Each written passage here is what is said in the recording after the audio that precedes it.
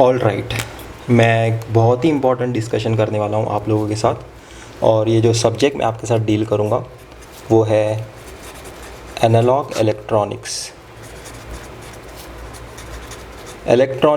Analogue electronics एक बहुत ही important subject है अगर आप इलेक्ट्रॉनिक डिवाइसेस सब्जेक्ट समझना चाहते हो। हम क्यों जब भी लैपटॉप ख़रीदते हो उसमें एक एयर कूलर होता है, हम क्यों साइबर कैफ़े में हमेशा फ़ैन्स या फिर एसी लगा के रखते हैं, हम क्यों हमेशा वरीड रहते हैं कि इलेक्ट्रॉनिक डिवाइसेस जो भी हमारे आसपास डिवाइसेस हैं उसमें टेम्परेचर मेंटेन रखना क्यों इतना ज़्यादा ज़रूरी है, ये सारे आंसर्स करेगा आपको एनालॉग इलेक्ट्रॉनिक सब्जेक्ट। बहुत ही इंटरेस्टिंग सब्जेक्ट है। हर मैं कॉन्सेप्ट के रिलेटेड आपको कुछ ज़्यादा बताने की कोशिश करूँगा जो बहुत सारे फैकल्टीज़ मिस कर देते हैं, और आपका इंटरेस्ट बनाने की कोशिश करूँगा एनालॉग इलेक्ट्रॉनिक्स में। तो एनालॉग इलेक्ट्रॉनिक्स में हम सबसे पहले डील करते हैं कि टेम्परेचर के साथ इसका क्या वेरिएशन। जैसे मैं टेम्परेचर को बहुत ज़्यादा इंपॉर्टेंस दिया हूँ, तो टेम्परेचर के साथ इसका क्यों इतना ज़्यादा इंपॉर्टेंस है वो हम समझने की कोशिश करते हैं। मैं मटेरियल को सबसे पहले क्लासीफाई करना चाहता हूँ, और हम किस टाइप के मटेरियल में इंटरेस्टेड हैं वो आपको बताना चाहता हूँ। मटेरियल 3 तरीके से क्लासीफाई हो सकता है। एक होता है क्रिस्टलाइन मटेरियल्स, एक होता है एमॉर्फस मटेरियल, और एक होता है पीसीड्यू क्रिस्टलाइन मटेरियल।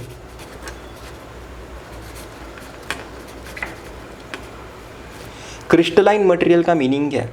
क्रिस्टलाइन मटेरियल एक ऐसा मटेरियल होगा जिसमें सारे एटम्स एक पर्टिकुलर पैटर्न के साथ रिपीट हो गए, उनमें पीरियोडिसिटी होगी, ऐसे kind of arrangement of atoms. ठीक है, किसका मैं बात कर रहा हूँ? एटम्स के बारे में बातें कर रहा हूँ मैं। एटम्स के अरेंजमेंट के बेसिस पे मटेरियल को क्लासीफाई कर रहा हूँ। तो ऐसा अरेंजमेंट जहाँ आपको मिलेगा, जहाँ पे एक स्पेसिफिक पैटर्न होगा, उस काइंड ऑफ मटेरियल को हम कहते हैं क्रिस्टलाइन मटेरियल। एमॉर्फस मटेरियल क्या होगा? कोई भी एक ऐसा मटेरियल जिसमें रैंडमली डिस्ट्रीब्यूटेड है एटम्स, इसे हम कहते हैं एमॉर्फस मटेरियल। पीसीड्यू क्रिस्टलाइन क्या होगा? दोनों का मिक्सचर होगा, मतलब उसमें पैटर्न भी होना चाहिए और थोड़ा रैंडमनेस भी होना चाहिए।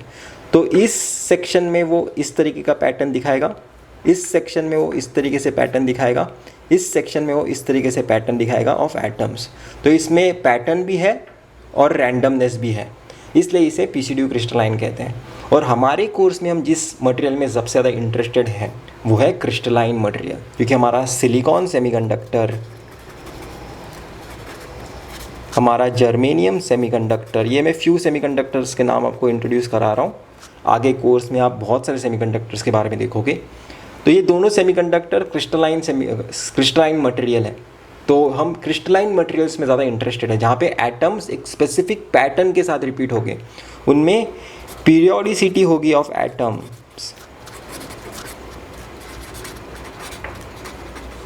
ठीक है, ये हमें एक बहुत ही ज़्यादा इम्पॉर्टेंट चीज़ मैंने यहाँ पे लिखी है, क्योंकि अगर मैंने थोड़ा सा भी अगर आपके सामने डायग्राम बना के दिखा दिया एटॉमिक अरेंजमेंट का, तो आपको एज्यूम करना पड़ेगा कि पूरे बल्क में वैसा ही अरेंजमेंट होगा।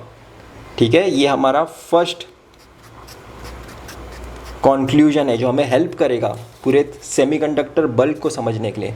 एक बल्क बोलूँगा, एक स्क्वायर बनाऊँगा, तो उस स्क्वायर में सारे एटम्स उसी अरेंजमेंट से रिपीट होने चाहिए, ये हमें बताता है हमारा फर्स्ट कॉन्क्लूजन। अब बात करते हैं सेकेंड कॉन्क्लूजन के बारे में।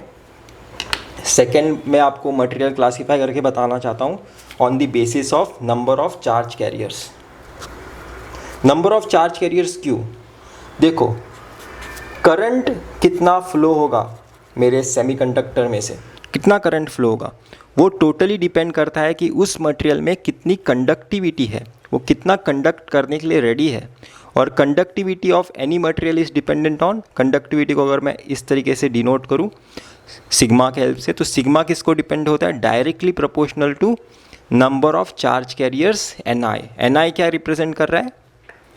Number of charge carriers. तो मैंने क्या जाना, अगर मैं चाहता हूँ मेरा सेमीकंडक्टर में ज़्यादा करंट फ्लो, सेमीकंडक्टर में नहीं, किसी भी मटेरियल में अगर मैं चाहता हूँ कि मेरा करंट ज़्यादा फ्लो हो, तो उसमें नंबर ऑफ चार्ज कैरियर्स ज़्यादा होने चाहिए। तो नंबर ऑफ़ चार्ज कैरियर्स के बेसिस पे हम करंट कंट्रोल कर सकते हैं। अगर मैंने कम नंबर ऑफ़ चार्ज कैरियर्स दिए तो वहाँ पे करंट फ्लो होगा ही नहीं। जैसे कि हम देखते हैं इंसुलेटर में कितने होते हैं नंबर ऑफ़ चार्ज कैरियर्स, बहुत ही लेस होते हैं, इसलिए यहाँ पे करंट नहीं फ्लो होता। और अगर मैं सबसे ज़्यादा हाई किस में होते हैं बात करूँ तो नंबर ऑफ़ चार्ज कैरियर्स सबसे ज़्यादा हाई होते हैं मेटल्स में, सबसे ज़्यादा हाई होते हैं।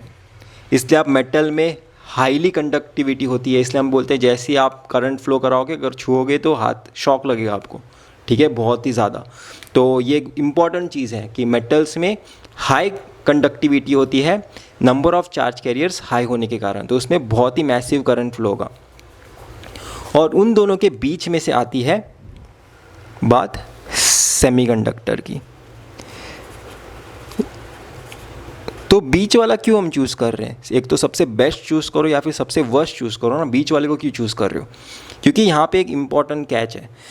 हम इंसुलेटर में बोलते हैं number of charge carriers less है और ये हम चेंज नहीं कर सकते, ये कांस्टेंट है।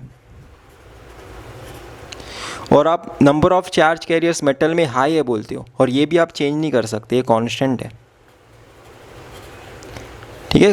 कांस्टेंट है मीन्स रूम टेम्परेचर पे आप चेंज नहीं कर सकते, रूम टेम्परेचर में आप इसे कम नहीं कर सकते, रूम टेम्परेचर में आप इसे बढ़ा नहीं सकते, ये बता रहा हूँ। और रूम टेम्परेचर भी हम सारी बातें करते हैं क्योंकि हम रूम टेम्परेचर भी एप्लीकेशन करने वाले हैं, राइट। तो रूम टेम्परेचर के ज़्यादा बातें करने की ज़रूरत नहीं है, हम खुद जल जाएंगे, हमारे डिवाइसेस जल जाएंगे, कुछ काम का नहीं होगा सारा फिज़िक्स। तो हम जो भी बातें कर रहे हैं उसमें इम्पॉर्टेंट बात याद रखो, सारा डिस्कशन होगा रूम टेम्परेचर के लिए। तो रूम टेम्परेचर में आप इंसुलेटर में चार्ज कैरियर कांस्टेंट है, आप इसे ज़्यादा नहीं कर सकते, ये हमेशा लेस ही होगे। और रूम टेम्परेचर में मेरे मेटल्स में कॉन्सेंट्रेशन कांस्टेंट होगा, हाई होगा, इसे आप कम नहीं कर सकते। मेटल्स कम नहीं हो सकता, इंसुलेटर ज़्यादा नहीं हो सकता, पर ये सेमीकंडक्टर जो है ना मटेरियल, इसमें मैं अपना कॉन्सेंट्रेशन बढ़ा भी सकता हूँ और इसमें अपना मैं कॉन्सेंट्रेशन कम भी कर सकता हूँ। मतलब इंसुलेटर की तरह भी बिहेव कर सकता है और मेटल्स की तरह भी बिहेव कर सकता है, सिर्फ एक चीज़ कंट्रोल करके, टेम्परेचर, ठीक है। तो मैं अपने डिवाइस को ऑन भी करा सकता हूँ टेम्परेचर बढ़ा के, और मैं अपने डिवाइस को ऑफ़ भी करा सकता हूँ टेम्परेचर कम करके। ऑफ़ ऑन क्यों बोल रहा हूँ और टेम्परेचर बढ़ा के क्यों ऑन होगा, टेम्परेचर कम करके क्यों ऑफ़ होगा, ये हम जानेंगे आगे आने वाले वीडियोस में। पर हमने इस वीडियो में कंक्लूजन ये किया है कि जैसे मैं टेम्परेचर इंक्रीज़ करूँगा, मेरा NI जो है नंबर ऑफ़ चार्ज कैरियर्स, वो इंक्रीज़ होगा। ये कैसे होगा वो देखेंगे हम, पर अभी के लिए समझो, अभी के लिए एज ए फैक्ट ले लो। और जैसे मैं टेम्परेचर डिक्रीज़ करूँगा, मेरा NI डिक्रीज़ होगा, मतलब मैं अपना NI अभी कंट्रोल कर पा रहा हूँ। ये मुझे एडिशनल एडवांटेज मिला है सेमीकंडक्टर में, जो मुझे नहीं मिला था मेटल्स में और इंसुलेटर में। ये भी एक इम्पॉर्टेंट कंक्लूजन हमने किया है।